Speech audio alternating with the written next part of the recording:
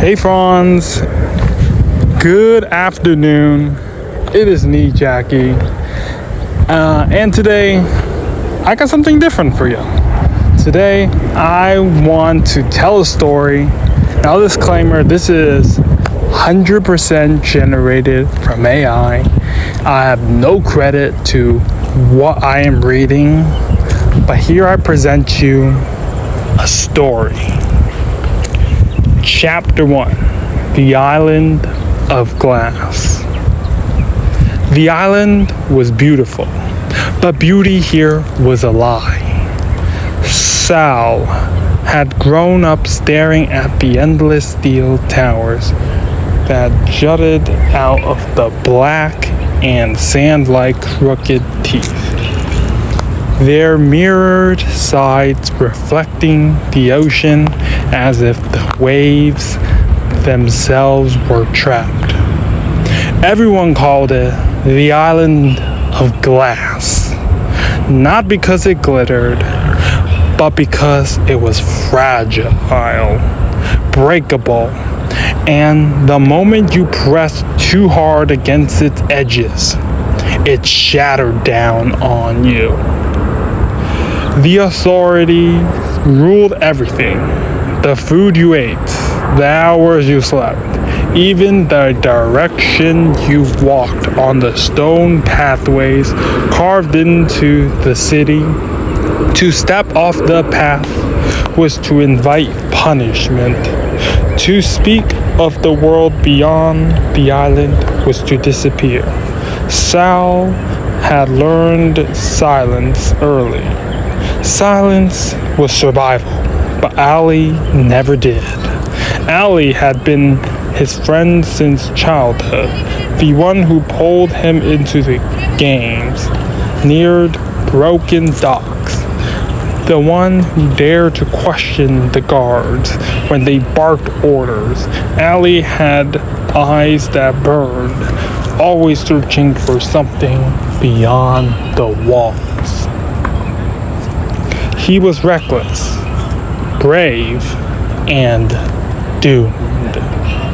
Sal could still remember the first time Allie whispered the forbidden word, freedom, he said, crouched beside Sal in the shadows of a fallen watchtower.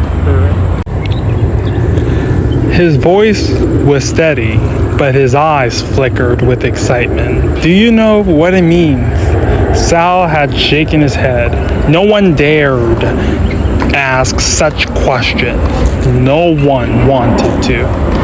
It means choosing your own steps, Allie explained, his hands curling into fists. Not walking paths they carved for us. Not bowing every time the guards barked. Sal had felt a strange fire in his chest. That night, he smothered it. Fire was dangerous. Fire got you seen. Allie never smothered his fire. And so, it was Allie, laughing, shouting, rushing to Neil, who would one day pay the price. But not before he left Sal something more dangerous than fire. Hope. The bell rang at dawn. They always did. Their hollow clangs echoed across the islands, signaling the start of the day of labor. Children, men, and women alike spilled from the concrete housing blocks, their gray uniforms pressed flat, their collars stiff. The sea breeze should have carried salt and life, but here it carried only ash and the smell of iron.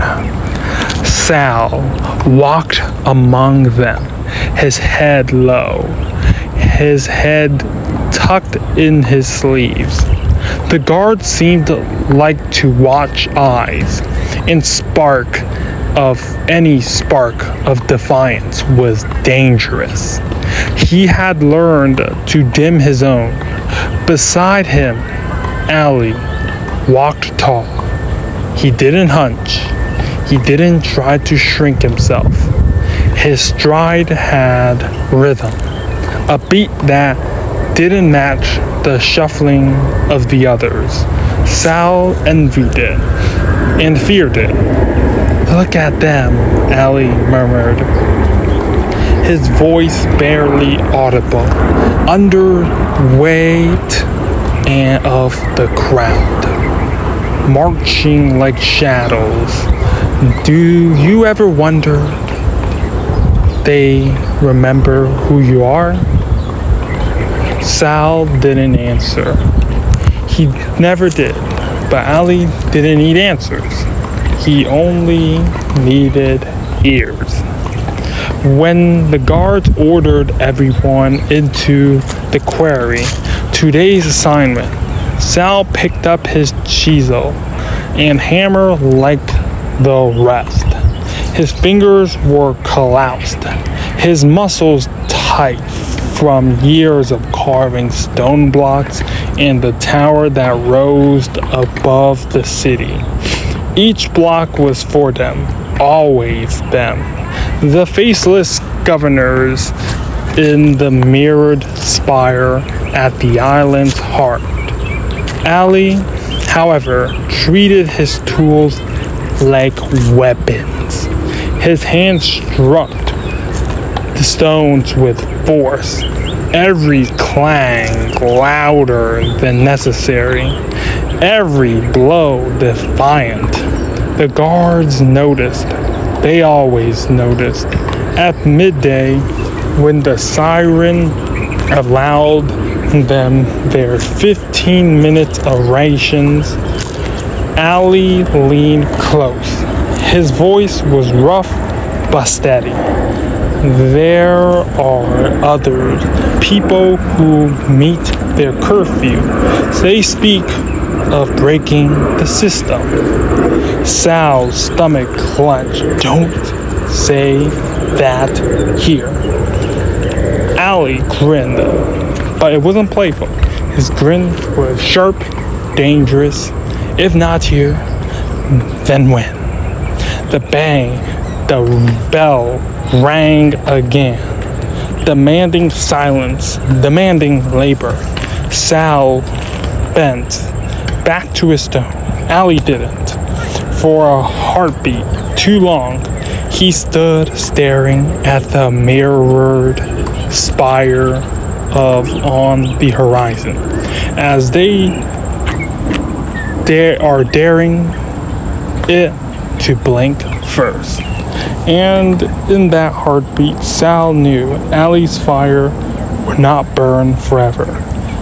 But when it went out, something greater ignites.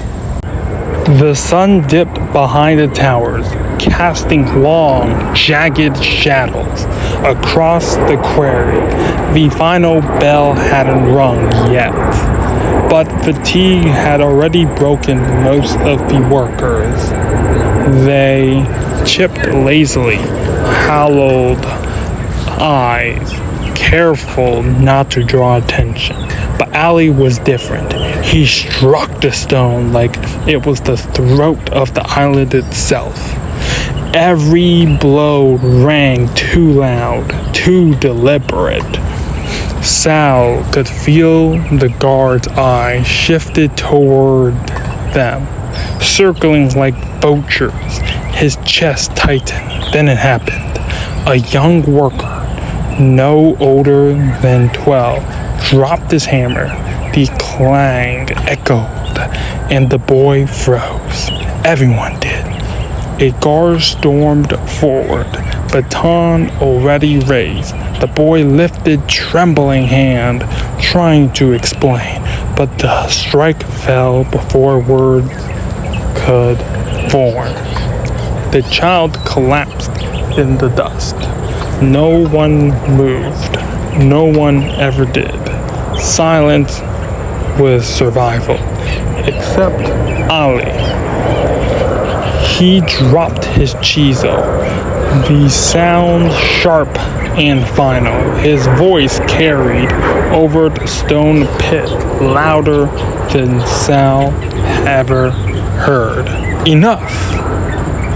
The word cracked like thunder.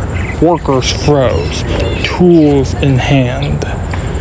The guard did too, momentarily stunned that anyone dared. Ali stepped between the boy and the guard, his chest heaving, but his stance unshaken.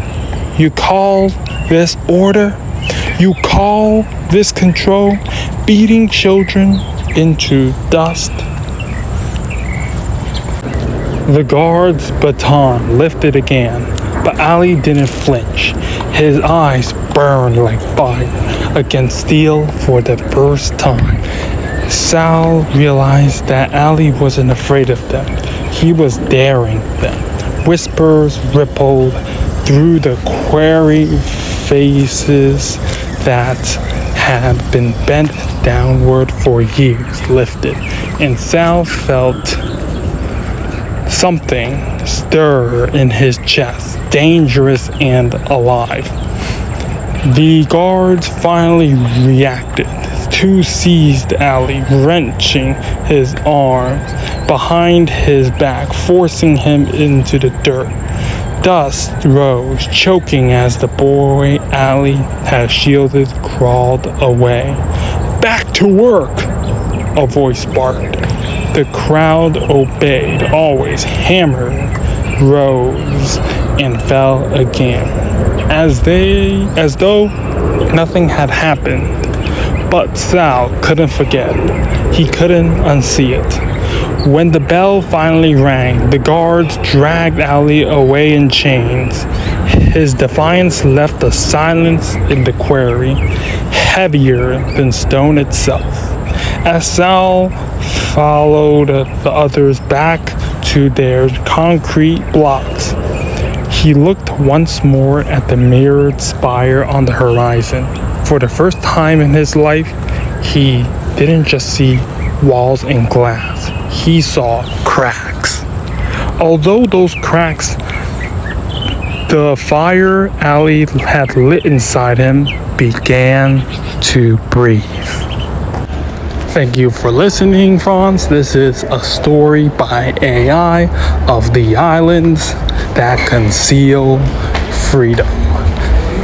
Now, this is read by me. I take no credit this, like I said in the beginning. And I hope I'll see y'all next week for more. This is chapter 1, and it's been